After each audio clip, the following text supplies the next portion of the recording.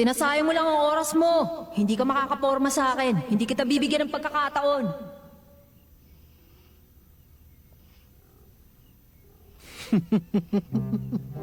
Natatakot ka na, no? Mapapagod ka din sa kakalakad. Maingat ako at pasensyoso. Gagawin kong kinakailangan kahit na bata pang kakalabanin ko. Konti na lang at mauubos din ang lakas mo. Aantukin ka din at matutulog. At yun na. Makukuha ko din ang numero mo, bata. Kung ayaw mo lumabas dyan, akong pupunta sa'yo. Pampagulo naman ng epal na to. 1 point ka lang sa akin. Wala akong panahon sa'yo.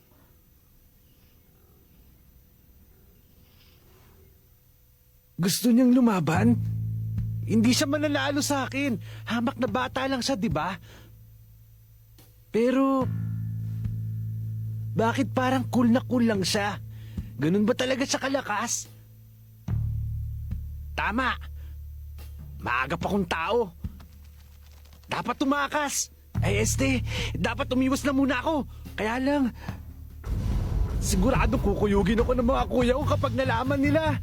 Hindi lang yun. Kapag bumalik ako na wala ang ID number niya, tutuyain nila ako. Hindi nila ako titigilan. Mga kuya. Oh, Pasensya na, medyo natagalan lang kami.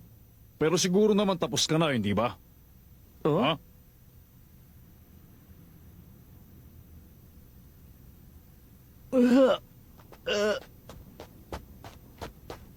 Ano bang inuubo-ubo mo dyan? Para sa kaliit-liit na bata lang, hindi mo pa matalo! Hindi. Mali kayo nang iniisip, mga kuya. Saan kami nagkamali, ha? Sige nga! Siyempre naman hindi ako pumapatol sa kawawang bata. Kaya ang strategy ko, hihintayin ko siya muna makatulong. Nagpapalusot ka ba Kuya Omori naman. Kung pinipilit niyo akong saktan siya, wala na akong ibang magagawa. Sorry na lang, bata. Kapag naagrabyado ako sa laban, siguradong re-restback naman ang mga kuya ko.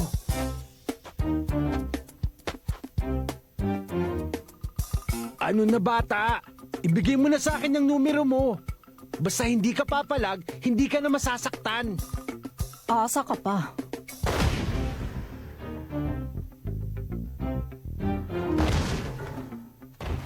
Yan tuloy. Sabi ko naman sa'yo eh. Hehehe, sapul ka sa sikmura ngayon. Hindi na yan makakatayo.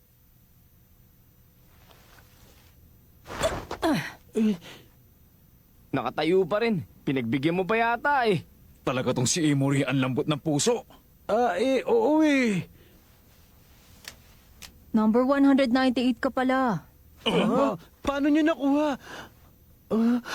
Ang lapit na nito sa numerong hinahanap ko ah. Akalain mo yun.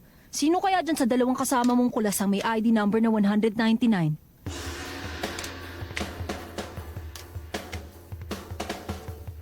Umuri, Oo. Formation. seryoso na to. Maging alisto tayo. Hindi ordinaryong bata yan.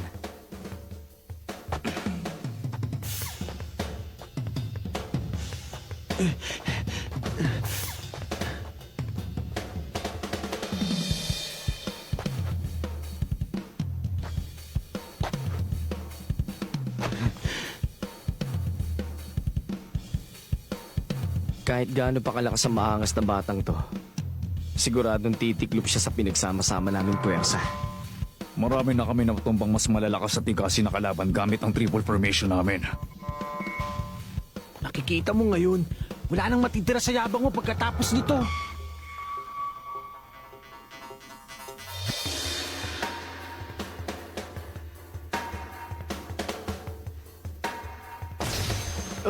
Tumalon! Walang kikilo sa inyo. Itong mga kuko ko, mas matalas pa to sa scalpel.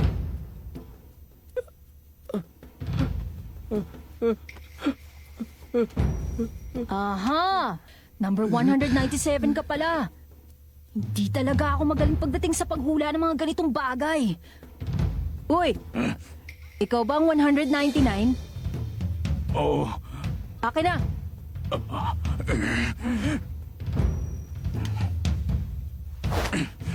Thank you. Ngayon, ano kayang gagawin ko dito?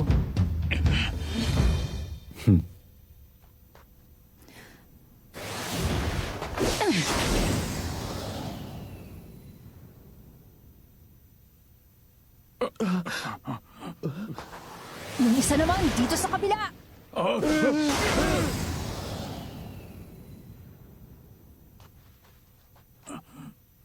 May 3 araw pa kayo. Galingan nyo na lang ang paghanap. Sige, bye-bye.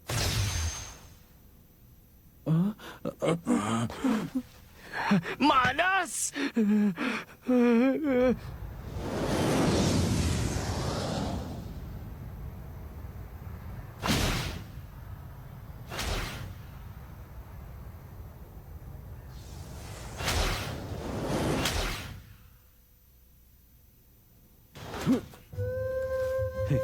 Laging kasama ni 197, si 199, kaya naman hindi ako makabuelo sa pagnako ng numero ni 197. Sinuwerte ko't yung sigang batang yun ang bumanat sa kanila para sa akin.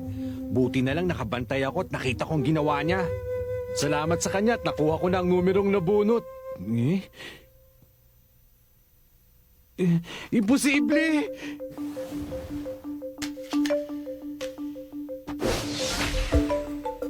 Natulugan niya ba ako?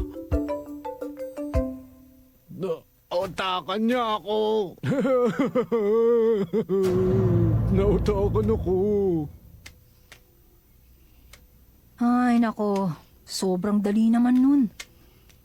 Sigon kaya, ano kayang ginagawa niya ngayon?